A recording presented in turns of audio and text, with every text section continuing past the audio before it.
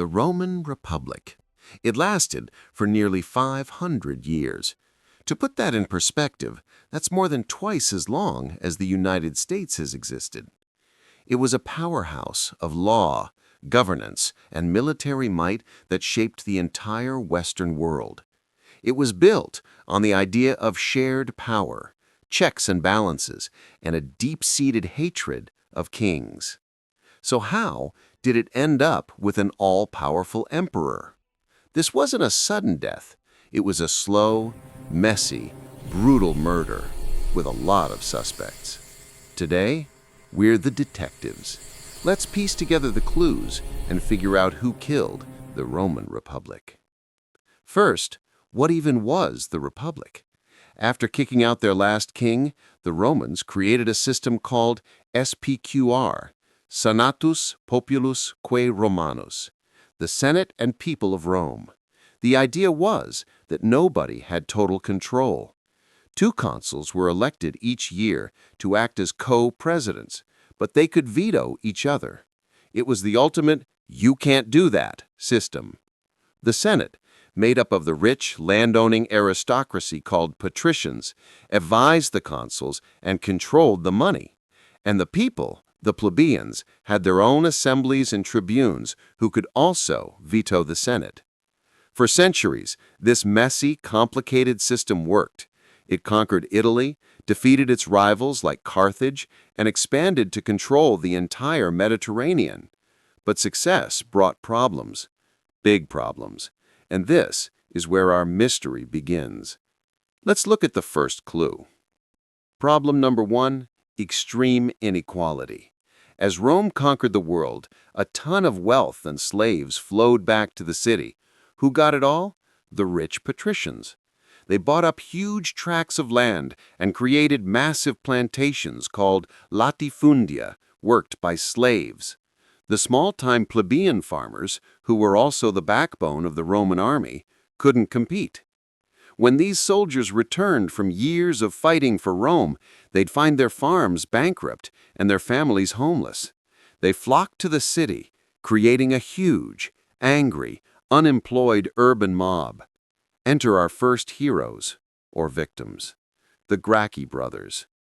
In 133 BC, Tribune Tiberius Gracchus proposed a simple, sensible law: limit the amount of land one person can own and redistribute the excess to the poor. The rich senators were horrified. They resorted to something new and terrifying in Roman politics: mob violence. A group of senators and their supporters clubbed Tiberius and 300 of his followers to death and threw their bodies in the Tiber River.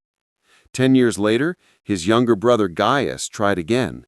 The Senate's response?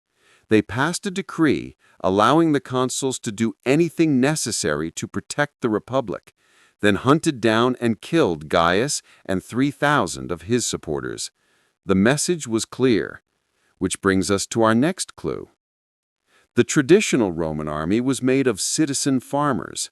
Rome had a manpower crisis. This is where a general named Gaius Marius changed everything. A soldier's loyalty was no longer to the faceless SPQR, it was to his general. The army was no longer the army of the state, it was a collection of private armies loyal to ambitious individuals, and that was a recipe for civil war. And that civil war came quickly. The main event? Marius versus his former subordinate, a patrician general named Lucius Cornelius Sulla. He marched his personal army on the city of Rome itself, an act that was deeply illegal and sacrilegious. It was the first time a Roman general had ever attacked Rome. He posted lists of his political enemies. Anyone on the list could be legally hunted down and killed for a reward. And this new reality gave rise to the ultimate political boy band, the First Triumvirate. Caesar got a command in Gaul, becoming incredibly rich and building one of the most loyal, battle-hardened armies in Roman history. With Crassus gone, the Senate ordered Caesar to disband his army and return to Rome as a private citizen to face prosecution.